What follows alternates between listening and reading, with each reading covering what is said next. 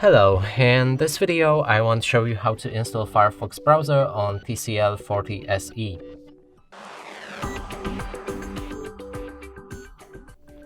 To do this, we'll need to open our Google Play Store. Now let's locate the Firefox. Click on install. When it's ready, you should be able to open it. Here we can customize it with a different theme, toolbar placement, sign in to turn on synchronization, change between different privacy protection settings, and read the privacy notice. Lastly, click on Start Browsing, open any website, and as you can see, the browser works fine. And that's it for this video. Hope you like it. Please consider subscribing to our channel, leave a like and a comment below.